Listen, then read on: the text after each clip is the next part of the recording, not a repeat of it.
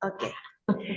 Muy buenos días. Les damos la bienvenida a la sesión de hoy con el título EPOC e hipertensión pulmonar, relación entre los hallazgos fenotípicos y ecocardiográficos, que será impartida por la doctora Andrea Rugerio Cabrera. Muchas gracias, doctora. Hola, buenos días. Bueno, mi nombre es Sandra Rugerio Cabrera. Yo soy médico de medicina interna, hice medicina crítica aquí en el hospital y hice alta especialidad en cardioneumología en el Instituto Nacional de Cardiología Ignacio Chávez. Y bueno, pues la idea de hoy es justo darles esta presentación, hablar un poco de poca hipertensión pulmonar, que muchos sabemos que o pensamos, ¿no? Que el EPOC nos va a causar hipertensión pulmonar a largo plazo. Sin embargo, quiero hacer algunas puntuaciones en cuanto a la fisiopatología y en cuanto a su abordaje diagnóstico para nuestra práctica diaria, ¿no? Tanto para, bueno, mis residentes que están en terapia intensiva, los residentes de medicina interna, quien esté haciendo neumología, ¿no? O quien nos acompañe en vía Zoom, que sea neumólogo, pues seguramente también va a estar teniendo una idea de esto, ¿no? En el Zoom se va a ver un poco distorsionado porque por la resolución de las imágenes, pero bueno, aquí presencial me parece que sí se va a ver mejor. Una disculpita, ya no pudimos arreglarle la resolución de la pantalla. Y bueno, vamos a hablar un poco de la epidemiología de la EPOC, pues obviamente en México, ¿no? En el 2022, de acuerdo con el Instituto Nacional de Estadística y Geografía, INEGI, la EPOC se ubicó en la novena causa de mortalidad, con un total de 18.605 fallecimientos, 39% en mujeres y 61% en hombres. Entonces, como pueden ver, la mortalidad global que está a su lado derecho de la gráfica es mayor en un 79.8%. Nuestra mortalidad es menor aquí en México a nivel pues nacional en un 40.7%. Si vamos por estados, como pueden ver en el eje de las X, ¿no? El principal estado es Zacatecas, con una mortalidad de 64 por 100,000 habitantes y disminuye hasta un 22.4 por 100,000 habitantes en Baja California Sur. Esto realmente no está bien consensuado cuál es pues el factor condicionante, porque en Zacatecas la mortalidad obviamente es mayor allá y la morbimortalidad puede ser realmente por exposición. Todavía la exposición a biomasa es importante en nuestro país y bueno, también el tabaquismo, ¿no? En el 2022, también en un estudio hecho en el Instituto Nacional de Enfermedades Respiratorias, bueno, realmente son varias instituciones que llevaron a cabo ese estudio, es un estudio mexicano. El costo promedio para el diagnóstico de EPOC fue de 1,255 dólares, mientras que para el control de la enfermedad se eleva hasta 5,110 dólares para estadios Gold 1 a 4. Entonces, vean cómo también la exacerbación se eleva hasta 23,718 dólares para los mismos estadios. Entonces, realmente, como sabemos, pues le cuesta mucho a nuestro país pues tratar esta enfermedad y llevarla, ¿no? En los pacientes que la padecen. Entonces, la definición como tal, o sea, de la EPOC es una afectación o síndrome broncopulmonar heterogénea en su presentación y en su evolución. Se presenta con síntomas respiratorios que pues, la gran mayoría conocemos, crónicos como disnea, fatiga, tos y expectoración y o exacerbaciones, ¿no? Que van presentando los pacientes. Aquí es importante, bueno, obviamente destacar que lo que caracteriza a la EPOC es la obstrucción al flujo aéreo persistente, comúnmente progresiva, la cual se evalúa principalmente por espirometría y otras pruebas de función pulmonar y tanto también por imagen. Entonces, como podemos ver aquí, la sospecha en este algoritmo también propuesto en las guías nacionales, que bueno, también obviamente están basadas en las internacionales de POC, vamos a tener la sospecha de POC en personas predominantemente mayor de 40 años, los síntomas crónicos que ya les comenté, disnea, fatiga, tos, flema, exacerbaciones, los factores de riesgo que son la exposición predominante mayor a 10 años, el tabaquismo, la biomasa, o ya sea por gases, humo o propiamente la contaminación. Entonces, si tenemos estos hallazgos, lo primero que hay que hacer es una espirometría con broncodilatador. Acuérdense que tiene obstrucción al flujo aéreo. Entonces, aquí nos va a dar una relación de FEB1, FBC, que es el volumen expirado al primer segundo y la capacidad. Y esto tiene que ser de acuerdo a las tablas que también igual hay algunos que estamos aquí que pues estamos familiarizados con esas tablas del doctor Padilla, donde nos dicen el límite inferior de la normalidad, ¿no? Esto que tiene que ser debajo del 70, ¿no? Para nosotros avanzar en la espirometría, ¿no? Entonces, aquí vamos a establecer, bueno, pensar que sea EPOC y vamos a graduar el grado de obstrucción con base a la FEB1, ya sea que estemos en un GOL 1, que es mayor al 80%, GOL 2 del 50-79%, GOL 3 del 30-49% y GOL 4, que sería menos del 30%. Entonces, aquí pues hay que destacar también que bueno, muchos de nuestros pacientes luego nos llegan a nuestra consulta o aquí al hospital sin una espirometría previa, ¿no? Entonces, cuando nosotros nos enfrentemos a este tipo de pacientes, pues hay que poderlos hacer este tipo de estudios, ¿no? Que estén, ya ahorita las espirometrías están más al alcance de los bolsillos del paciente, porque a veces que no están tan disponibles en todos los lugares, pero afortunadamente sí podemos pues solicitarlos, ¿no? También dependiendo del, pues obviamente del entorno donde estemos, pero tratar de que se soliciten porque de eso nos va a ayudar obviamente a clasificar la EPOC y ya con base en ello, pues iniciar tratamiento, ¿no? Que bueno, eso no va a ser la plática, pero sí es importante para los estudios que les voy a presentar un poco más adelante, que no, con base a su FEB1, ¿cuál sería su pronóstico a corto o mediano plazo? Entonces, siguiendo con la evaluación, ¿no? Tenemos complementario, obviamente, las escalas clínicas que igual ya conocen, la de disnea, que es MMRC, síntomas que a través de la escala de CAT, BOSA 90. También hay que ver las comorbilidades porque hay pacientes, la mayoría de los pacientes pueden tener comorbilidades cardiovasculares, alguna valvulopatía o alguna insuficiencia ¿cómo se llama? Cardíaca. Entonces también es importante conocer esto. Laboratorios, ¿no? Sabemos los principales, aquí puntualizan mucho dentro de la citometría hemática, ¿no? El nivel de eosinófilos, para también tratar de predecir el nivel o el grado de exacerbaciones que puede tener el paciente. La proteína C reactiva, imágenes como radiografía y tomografía de tórax, ya sea de alta resolución, y obviamente las pruebas de funcionamiento hepático, ¿no? Dentro de esto es la difusión de CO2 que también nos va a ayudar a digamos, dar un poco, darnos una idea del grado de disfunción vascular que puede tener el paciente o la paciente, o los pacientes.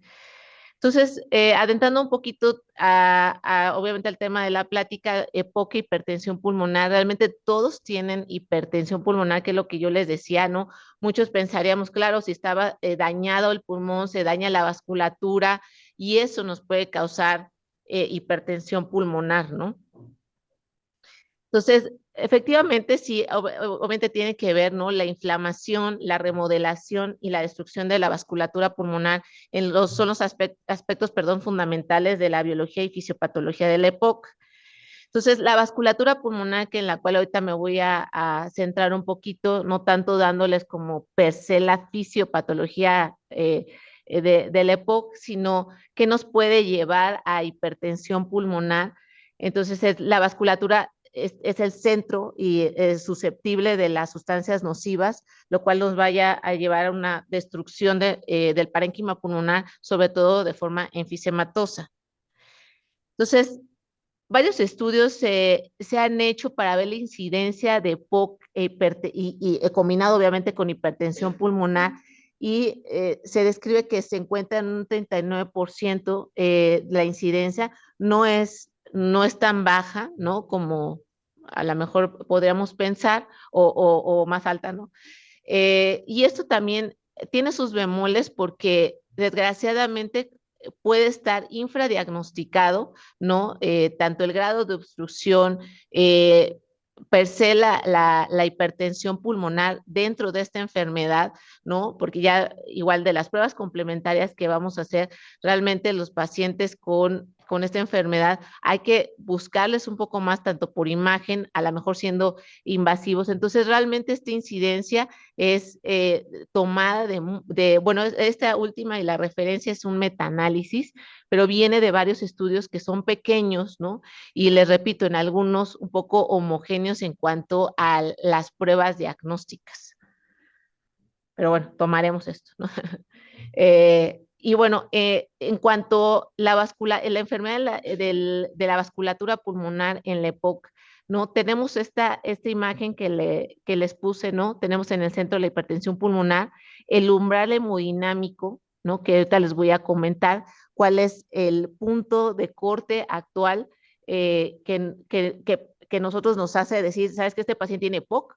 Más con hipertensión pulmonar, ¿no? Entonces les hablaba yo de la vasculopatía y la disfunción vascular. Entonces, si nos vamos a nosotros hacia el lado izquierdo de la imagen, tenemos la vasculopatía, que aquí va a haber, como vemos, remodelado de la vasculatura, va a haber engrosamiento de la íntima, nos va a llevar a crecimiento dismórfico, cambios celulares, tanto de la microvasculatura como de los pequeños y grandes vasos. Todo esto va a ser un remodelado, las arterias, los vasos van a estar más engrosados y duros, ¿no? Y eso obviamente nos puede llevar, les digo, a un daño enfisematoso mayor al que nosotros pudiéramos pensar, ¿no?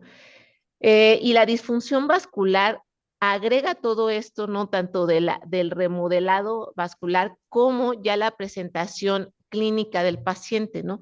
Que el paciente puede tener ya datos de disfunción por imagen, ¿no? Que ya podemos ver también, o sea, o podemos ver los vasos de gran calibre agrandados, más agrandados de lo normal, o disminución del calibre ahora del pequeño vaso, mayor de la normalidad, ¿no? Entonces, es esta unión entre la vasculopatía y la disfunción vascular. Entonces, todo eso lo vamos a ver nosotros en la pérdida de la función del paciente. Entonces, nosotros podemos tener un paciente con EPOC y ya estos cambios que le estoy comentando sin llegar realmente a un umbral hemodinámico.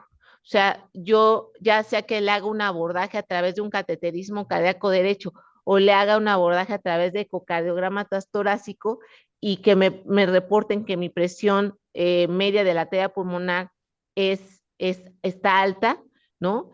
Y estos pacientes, les digo, puede ser que ya está alto, ya tienen toda esta disfunción vascular, ¿no? Pero puede tener sus cambios pequeños, ¿no? Que yo a lo mejor por imagen todavía no los logro yo ver del todo, o por pruebas de funcionamiento respiratorio, pacientes también que tuvieran antecedente de tabaquismo y todavía no llegar a este umbral. Entonces, la definición hemodinámica es esta, según las guías europeas, las últimas guías europeas, donde yo clasifico a mi paciente con presión arterial media, bueno, donde voy a tener a mi paciente, si yo le hago un cateterismo cardíaco derecho, voy a tener una presión de la arteria pulmonar media más de 20 mayor o igual a 20 milímetros de mercurio, una presión de oclusión de la arteria pulmonar de menos de 15 milímetros de mercurio y resistencias vasculares pulmonares, aquí me equivoqué, perdónenme, son mayor de 2 unidades Boots, ¿no? Entonces, este paciente lo que nos quiere decir es que, o sea, dentro de la presión de la arteria pulmonar, quiere decir que aquí que sea este punto de corte menos de 15, quiere decir que mi corazón del lado izquierdo está sano, porque esta presión de oclusión de la arteria pulmonar me refleja la presión de la ventricular izquierda, ¿no? Entonces, si yo tengo menos de 15, quiere decir que mi ventrículo está funcionando bien.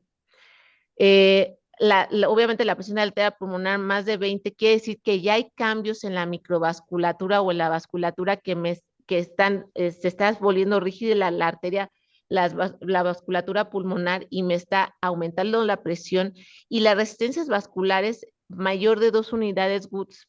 Les digo, aquí me equivoqué, ya igual me quieren decir que hay cambios, ¿no? Que yo tengo que poner atención. Obviamente aquí las guías europeas no recomiendan hacerle a todos los pacientes con enfermedad pulmonar cateterismo derecho. Realmente no es viable, no, al menos que vayamos a estudiarlos para algún trasplante o alguna resección, o una, ¿cómo se llama? Disminución del volumen. Puedo yo meterlos a un cateterismo cardíaco derecho, pero realmente no es de rutina que todos los pacientes con EPOC lo vayamos a realizar. Aquí, ahí los que están en el Zoom probablemente no vean muy bien la imagen, pero sí, es que este es mi, sí, doctora, perfecto, muy bien. Bueno, entonces, esta es una imagen también sacada de las guías europeas, donde yo les comentaba, entonces, remodelamiento de la vía aérea y por ende también del parénquima pulmonar, remodelación también de los vasos pulmonares que ya hablamos. Entonces, aquí en las guías vamos a poder clasificar a los pacientes con EPOC e hipertensión pulmonar, los pacientes que no tengan hipertensión pulmonar, no, sin hipertensión pulmonar, con hipertensión pulmonar no grave, y que quiere decir que tienen entre 2 y 3 unidades Woods, que es hipertensión pulmonar no grave, que la prevalencia es aproximadamente del 20%. Como pueden ver, la mayor prevalencia son pacientes que tienen EPOC sin hipertensión pulmonar. Pero los que ya caben en no grave y los que caben en grave, que hipertensión pulmonar grave, es que quiere decir que tienen resistencias vasculares pulmonares mayor de 5 Woods, que estos realmente representan un 10%. Este tipo de pacientes, aquí hay que tener cuidado, tratar de no llegar a esta parte pues sí, obviamente tratarlos en cuanto al EPOC y que no lleguen a esta parte porque aumentan considerablemente su mortalidad, las incidencias de exacerbaciones. Entonces, si bien les repito, es una población pequeña, pero sí es una población que realmente va a estar muy comórbida durante los años de vida, ¿no? Entonces, vamos a tener una limitación al ejercicio y también una alteración también realmente en la circulación pulmonar. Todo esto va a haber hipoxemia en reposo y o durante el ejercicio. Entonces, vean estas imágenes, en la parte de arriba ustedes pueden ver la vasculatura pulmonar normal, ¿no? Donde realmente, pues, como es arborizado, ¿no? Que así dicen los libros, ¿no?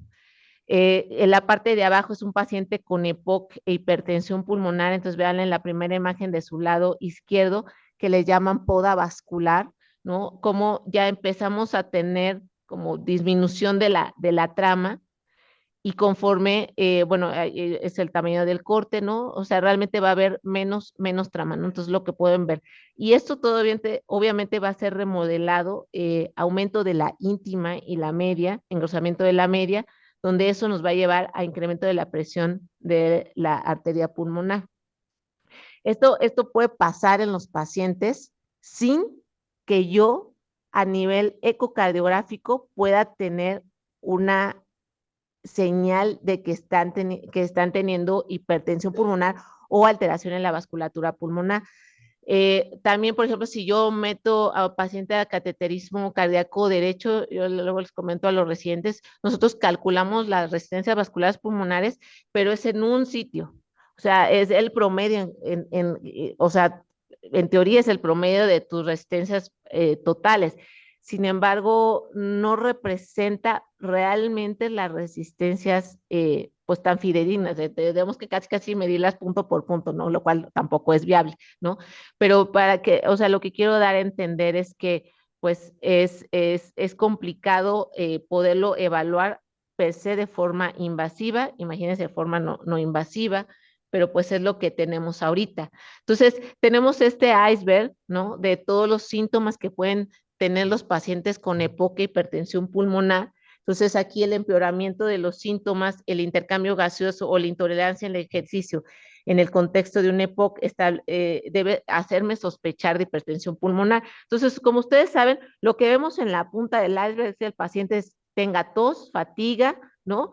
Ya en los grados más graves, ¿no? Pueden tener síncope y falla cardíaca derecha mucho más avanzada. Pero tengo dentro de la fisiopatología, tengo la hipercapnia, la hipoxemia, tengo debilidad de los músculos respiratorios, tengo ya cambios por enfisema, puedo tener también alteraciones pues en la genética, todo esto me va a dañar mi vasculatura pulmonar, ¿no? Entonces, puede tener yo pacientes con un GOL 1, ¿no?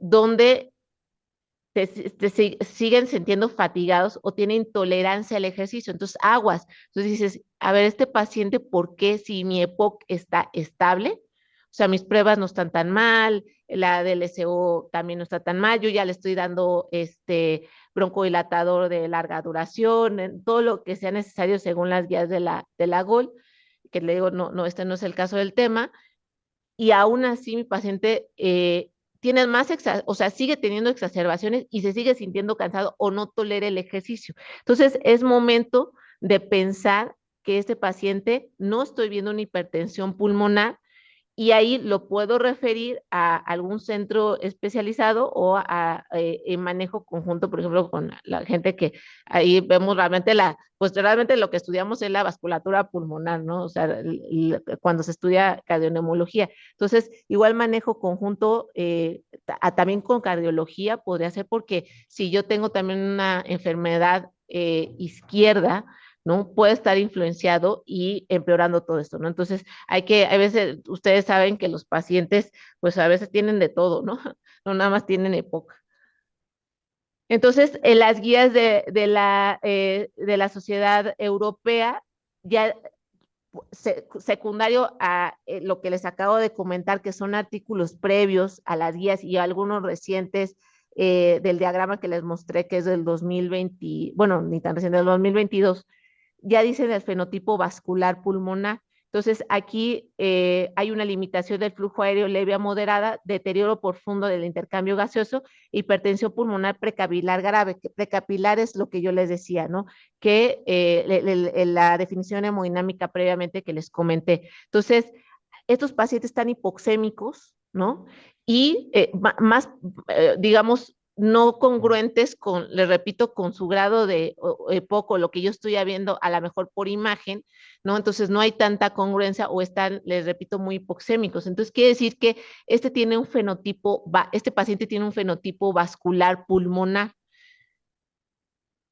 ¿Qué pasa con estos pacientes que se parecen mucho a los pacientes con hipertensión arterial pulmonar? ¿No? Que no es lo mismo hipertensión pulmonar, hipertensión arterial pulmonar, por eso hipertensión arterial pulmonar es un tipo, un grupo, es el grupo 1 de los pacientes con hipertensión pulmonar. ¿Por qué? Porque justo tienen estos cambios vasculares que les acabo de comentar, engrosamiento de la íntima, etcétera, etcétera. Entonces, esos pacientes que tienen fenotipo vascular pulmonar, lo que se ha hecho es que los metan a estudios y les han dado inhibidores de la fosfodiesterasa. Entonces, han tenido datos no muy rotundos en cuanto a mejoría, pero como tienen cambios muy parecidos en este continuo, ¿no? De la vasculatura pulmonar a los pacientes con hipertensión arterial pulmonar, entonces dices, bueno, vamos a darle sildenafil, ¿no?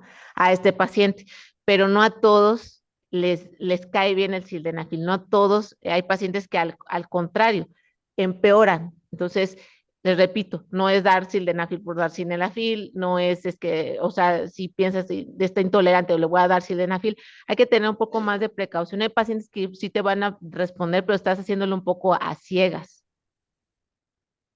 Entonces, la evaluación ecocardiográfica hoy en día, como sabemos, pues es nuestra herramienta del día a día, ¿no? Algo que, repito, no es invasivo, ¿no? Que tenemos más a la mano actualmente. Y aquí les pongo todo lo que nosotros evaluamos en el corazón del lado derecho, también según las guías. Me voy a ir sobre todo aquí en la parte inferior de la imagen, bueno, antes de irme a la parte inferior, perdón, en el renglón de en medio tenemos la TAPSE, que es, digamos, la excursión que hace el anillo tricuspideo cada vez que hay se contrae el ventrículo derecho. Entonces, aquí esto es un marcador que siempre tomamos en cuenta en los pacientes para evaluar la falla, digo, para evaluar la función ventricular derecha.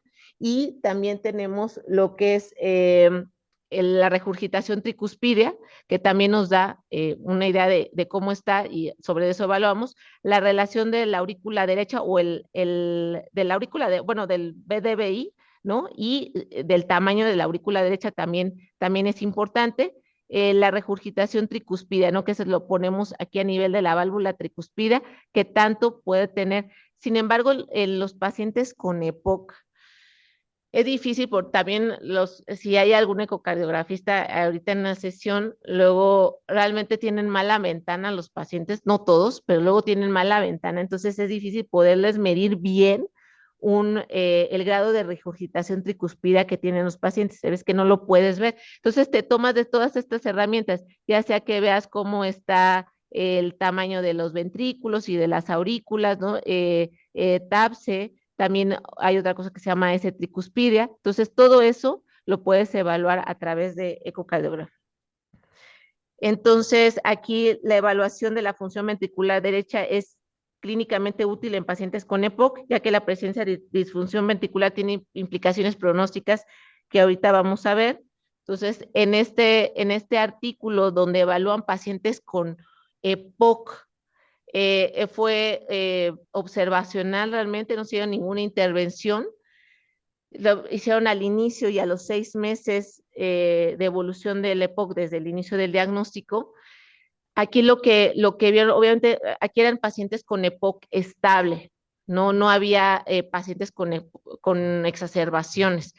Entonces vean cómo en el eje de las X tienen su FEV1, ¿no? Recordemos que menos de 30 es GOL4.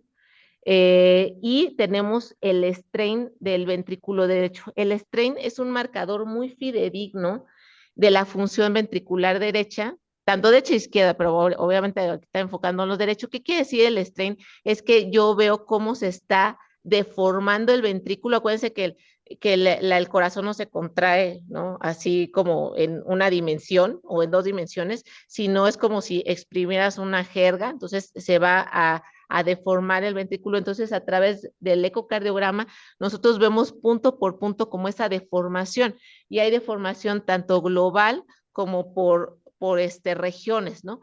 Pero bueno, aquí el strain entre menos negativo, ¿no? Es peor, ¿no? Entonces, el punto de corte aquí es menos 20%. Entonces, vean con los pacientes con FEV1 debajo de 50, ¿no? Pues obviamente el strain va a ser, o sea, el punto de corte va a ser de menos 20, ahí se sitúa la gran mayoría, entonces quiere decir que allá hay un fallo ventricular derecho. Y esto lo puedo yo ver sin que tenga yo algún otro síntoma mayor, ¿no? A lo mejor mi TAPSE, es decir, otros datos de función ventricular están preservados por ecocardiograma, pero el strain no. Eso es este otro marcador, que es por sus siglas en inglés, es Right Ventricular Index of Myocardial Performance. ¿Qué quiere decir?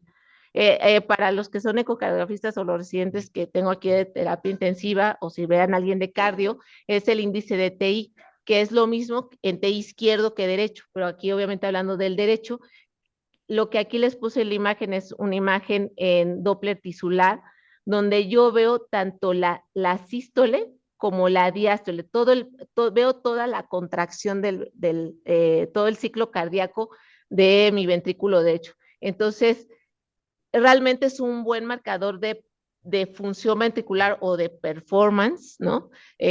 Diciéndolo en inglés, de los pacientes. Entonces, en este estudio, que es el mismo que les acabo de comentar anteriormente, el punto de corte para hablar de disfunción es arriba de 0.54, hablando de disfunción, No estoy hablando de FEBI, no estoy hablando sino de este marcador. Entonces, aquí al contrario, entre más alto es peor, es mayor disfunción.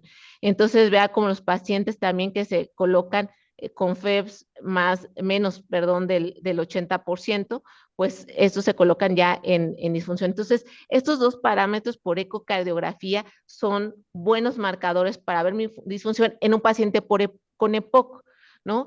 Les repito, porque me va a ver estadios como más iniciales de esta disfunción.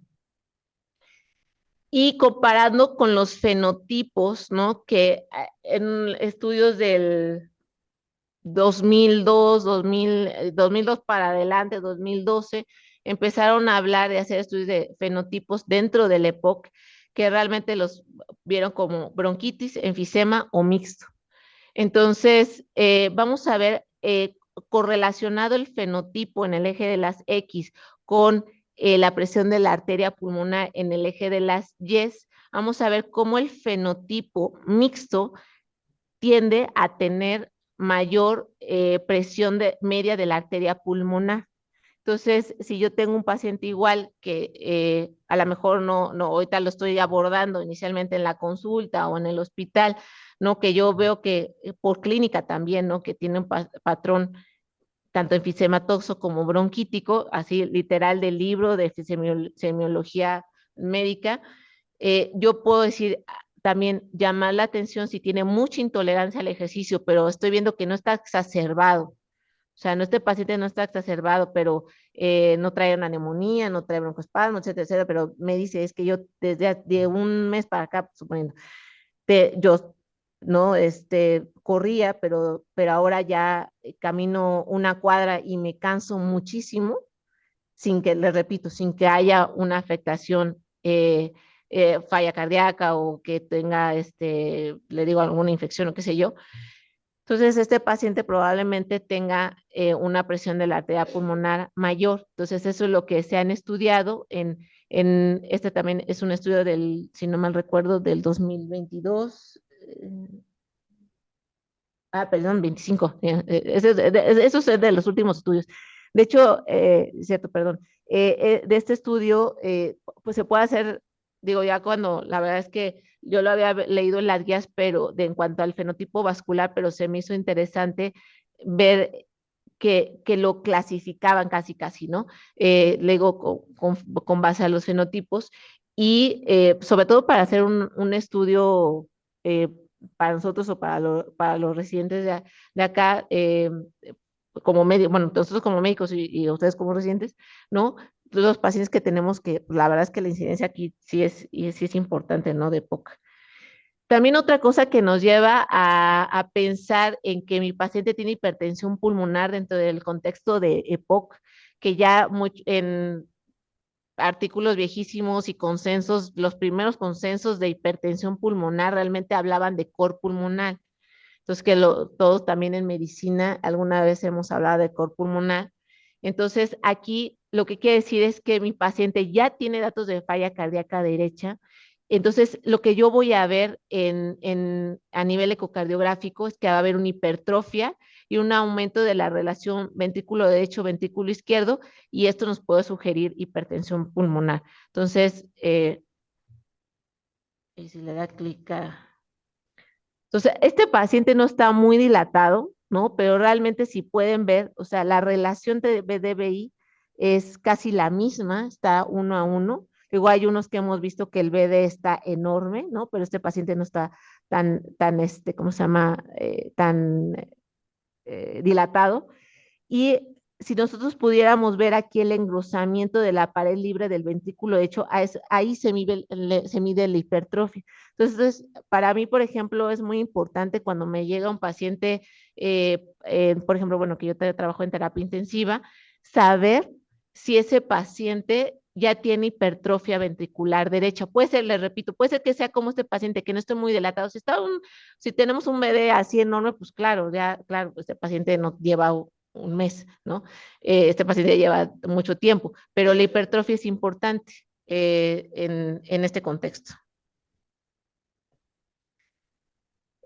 Aquí, por ejemplo, lo que yo les comentaba anteriormente, cerca del 30% de los pacientes con EPOC, hipertensión pulmonar grave, es decir, que tenga aumento de las resistencias más de 5 Wood's, si yo lo pudiera ver un cateterismo, principalmente pueden ser tratados con inhibidores de la fosfodiesterasa. Aquí van a mejorar la clase funcional, la caminata de 6 minutos y las resistencias vasculares pulmonares.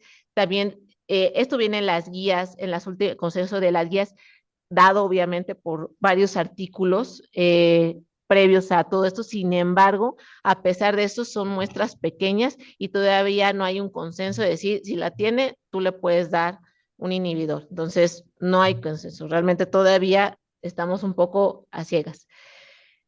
No los quiero abrumar con esto, lo quise poner porque son los últimos estudios que han evaluado la mortalidad de los pacientes con hipertensión pulmonar y EPOC.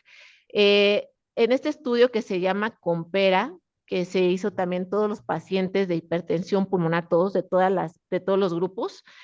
Aquí lo que vieron que los pacientes del grupo 3 con hipertensión pulmonar, es decir, que ya tenían hipertensiones, presiones de la arteria pulmonar media, me estoy viendo para los que están estoy en la parte inferior del primer estudio, de 21 a 24 milímetros de mercurio y hasta 34 milímetros de mercurio, pero que las unidades Wood son más de 3, estos tenían una mayor mortalidad.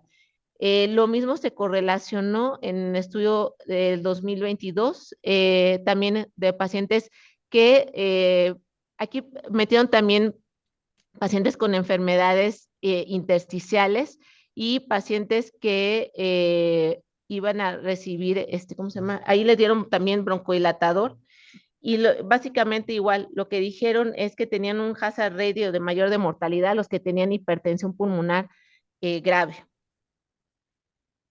Estos estudios también, un estudio que hicieron en trasplante pulmonar en el 2019, también vieron que estos pacientes tenían mayor mortalidad, una DLCO menor en los pacientes que tenían hipertensión pulmonar y EPOC. ¿Por qué? Porque hay daño en la vasculatura. Entonces, la transferencia o la difusión de CO2 empeora, ¿no? Y el doctor Kovacs, que es un doctor que ha estudiado muchísimo, son varios, pero uno de los doctores en cuanto a la vasculatura, la fisiología pulmonar, igual lo clasificó, lo mismo, básicamente lo que pueden ustedes leer acá ya con más calma, son EPOC, hipertensión grave, mayor mortalidad. Entonces, estos pacientes se ingresan más por exacerbaciones a pesar de poder tener un manejo óptimo, a pesar de que mi ecocardiograma no tenga datos no me arrojen los ecocardiografistas una hipertensión pulmonar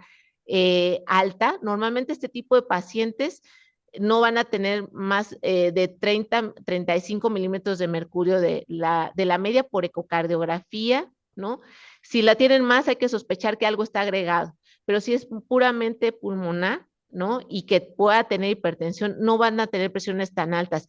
Pero les repito, aquí hay que tener el escrutinio de decir, algo está pasando, sobre todo si no tolera, se está exacerbando constantemente a pesar de que yo tengo el bronquilatador, a lo mejor le di un cicloesteroide, etcétera, etcétera, y aún así es un fenotipo vascular, ¿no? Entonces, ese era el motivo por lo cual quería, pues, dar esta plática, ¿no?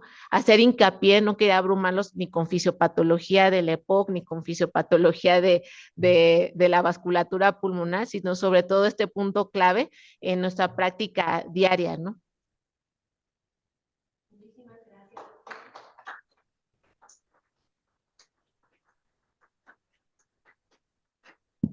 Muchísimas gracias, doctora. Se abre el foro a preguntas y igualmente preguntas por el Zoom, si quieren escribirla o si quieren solicitar la palabra. En observatorio, ¿algún comentario?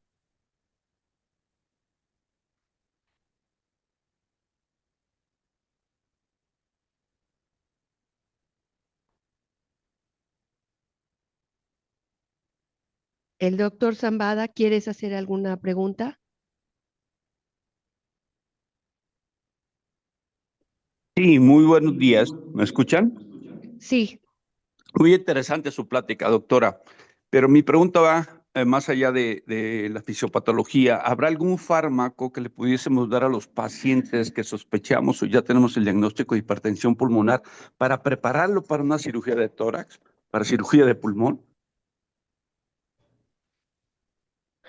Pues mira, doctor, sí, de hecho, bueno, uno de los libros ahí que tiene el doctor Pastor Luna en los pacientes que van a meter a cirugía, sobre todo que tienen hipertensión pulmonar. O sea, hasta el momento, la verdad, doctor, no hay un consenso que diga, a ver, si mi paciente ya estaba medicado previamente, digo, si no estaba medicado, perdón, previamente, realmente no hay algo que diga que sea una clase 1A o que yo pueda administrar, realmente no.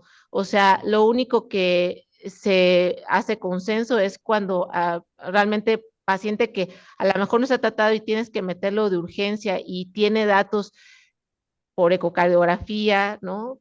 Principalmente porque, pues, al menos que sea realmente muy por clínica, ¿no? O que tenga antecedente por ejemplo, en este caso de EPOC y que usted al momento que le hacemos la evaluación preoperatoria, a lo mejor un poco de urgencia, decir, sabes que me he exacerbado, tengo intolerancia al ejercicio recientemente.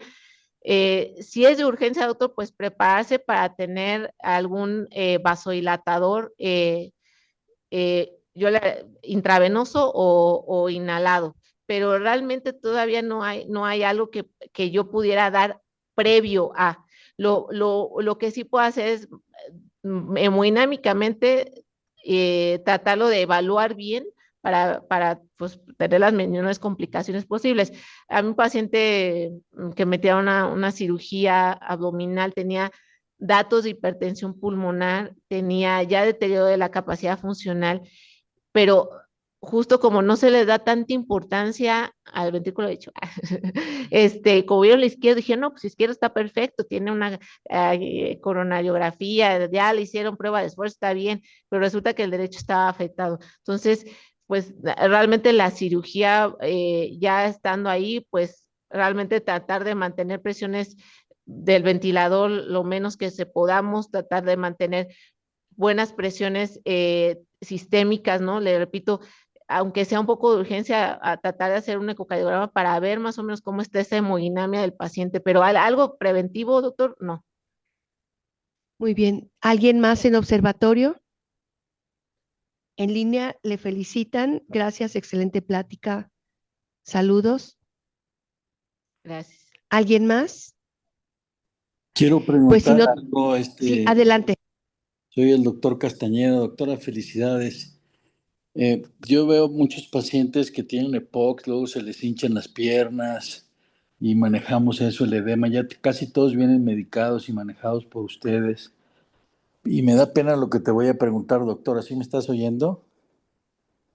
Bueno. Sí, se lo escucha escucho, bien, doctor. Roberto. Es un tema digo, zapatero a tus zapatos, ustedes son expertos en toda esta terminología, pero quisiera pedirte de favor que repitieras la conclusión. Es decir, dijiste, quiero darles este mensaje para no abrumarlos, pero me quedé todavía en ceros. Es este tema de los fenotipos pulmonares en EPOC, que puedes decirlo para neófitos como yo, por ejemplo, en los temas de nomenclatura cardiopulmonar. ¿Qué es lo que quieres transmitir con este tema de los fenotipos basados en la clínica y en el ecocardiograma, por favor? Y felicidades, es muy interesante la plática. Siempre vemos en la clínica es el paciente que es bronquítico, ¿no? Que está ahí flaquito, ¿no? Que fumó, y el paciente enfisematoso, ¿no? Que tiene un tórax más en tonel, ¿no? Y que también antecedente de fumar o sigue fumando, ¿no? Y que ese paciente, doctor, puedo yo no, o sea, ese paciente tiene una probabilidad de tener hipertensión pulmonar hasta un 39%, esos pacientes pueden tenerla. Una hipertensión pulmonar grave ya es mucho menor en un 10%. O sea, la última gráfica que puse de bronquítico enfisematoso mixto, realmente es relativamente nueva, ¿no? De que se ha tratado de como clasificar también, o sea, por clasificación de que lo estoy comentando, bronquitítico enfisematoso y mixto, ver qué paciente tiene peor o mayor incremento de la presión media pulmonar, evaluado a través de ecocardiograma, porque le digo, cateterismo cardíaco derecho no lo hacemos de forma rutinaria, se podría hacer, sí, claro, pero no lo hacemos de forma rutinaria. Entonces, los pacientes que tienen mixto, ¿no? Que tienen ese doble patrón, tienen presiones de la arteria pulmonar mayores. Entonces, ¿qué hay que hacer? Oye, tengo que tratarlos con más enérgicamente, estarlos vigilando más, porque si ese paciente aumenta más o hay mayor daño vascular pulmonar y aumentan más sus resistencias pulmonares, ese paciente va a tener una mortalidad mayor. Entonces, obviamente, si es un paciente, luego ya ve que pacientes jóvenes que están fumando, que fuman, entonces ya o sea, a los 50 ya va a estar que no va a poder ni caminar. Entonces, ese es ahí mi mensaje, ¿no? O sea, el fenotipo que nosotros tenemos por clínica, bronquítico enfisematoso o mixto, y que tú evalúas por ecocardiograma, que le repito, no hay que dejar que avance más. Sí puede tener hipertensión pulmonar, sí puede, no todos, pero si lo estás detectando, si tiene mucha intolerancia al ejercicio, doctor, a pesar de que todo lo demás esté bien manejado, hay que tener cuidado. La doctora Araceli Carrillo en observatorio. Sí, buenos días. Sí, nada más, pues muy buena plática, Andrea. Son temas que a veces no tomamos mucho en cuenta y como ya comentó a lo largo de la plática, pues estos pacientes son complejos. Un gran porcentaje sí tiene hipertensión pulmonar, pero algunos de estos pacientes debemos de recordar que tienen algo que son enfermedades por sobreposición. O sea, el paciente que tiene POC también puede tener apnea, también puede tener fibrosis pulmonar, también puede ser obeso. Y a veces tienen hipertensión pulmonar desproporcionada. O sea, hay pacientes que tienen 70 de presión pulmonar y decimos, pues tiene, o sea, una presión muy alta y tiene POC. Pero seguramente hay pacientes donde esa presión pulmonar no solamente es por EPOC y estamos obligados a buscarle algunas otras cosas, patologías que estén contribuyendo a esto. El problema es que, como comentaba ahorita Andrea, a veces no los estudiamos por completo y de hecho hay pacientes que ni siquiera tienen bien hecho el diagnóstico de EPOC. Simplemente el paciente fumó y dices, tiene EPOC. Y ya, o sea, como muchos vienen incluso así del IMSS, ¿no? Con varios broncodilatadores, incluso con el mismo mecanismo de acción, sin oxígeno, y que obviamente sabemos que todas estas patologías, siendo del grupo 3, el tratamiento principal es tratar la enfermedad de base. Desgraciadamente hasta hoy no hay ni el Viagra, que muchos luego tienen ahí acompañando, ni eso les va a ayudar porque no hay todavía un tratamiento así específico más que el tratamiento de base. Y muchos de ellos, su problema que rebota en hipertensión pulmonar es hipoxemia. Entonces, con una simple caminata de 6 minutos, ni de 6 minutos, con que lo pongan a caminar ahí en el pasillo del consultorio, ustedes se van a dar cuenta que el paciente camina y desatura. Y estos pacientes a largo plazo, si aparte tienen apnea, si aparte tienen otras patologías, pues van a empezar a hacer hipertensión pulmonar. Entonces, muchos de ellos no están diagnosticados, menos tratados. Ahora, el ecocardiograma pues es la herramienta que más nos ayuda, pero también tenemos que recordar que es muy operador dependiente, que es también en algunos pacientes el reporte a veces es algo subjetivo y hemos tenido pacientes que nos reportan una presión pulmonar normal que en el cateterismo sale muy alto o viceversa. También hemos tenido pacientes donde sale con una presión muy alta en el eco y a la hora de hacerle el cateterismo, pues no es así. Entonces es súper importante. Actualmente es un procedimiento pues ni siquiera tan invasivo que idealmente se debería de hacer, sobre todo en estos pacientes en los que tenemos mucha duda si tienen o no realmente esa presión pulmonar que nos están reportando y obviamente hay que hacerles una poligrafía, hay que hacerles pruebas de función pulmonar completas, hay que ver si no tienen tromboembolia, hay que bajarlos de peso, o sea, ponerles un CPAP, no sé, y obviamente oxígeno. Entonces, pues es súper importante que los estudiemos bien y no nada más por que fumó, pues ya asumamos que tiene POC. Gracias. Muchísimas gracias. ¿Alguien más? Bueno, si no existen más preguntas, agradecemos profundamente a la doctora por tan brillante presentación. Se le entregará una carta de agradecimiento por parte de la asociación. ¿Me pueden pasar los anuncios, por favor?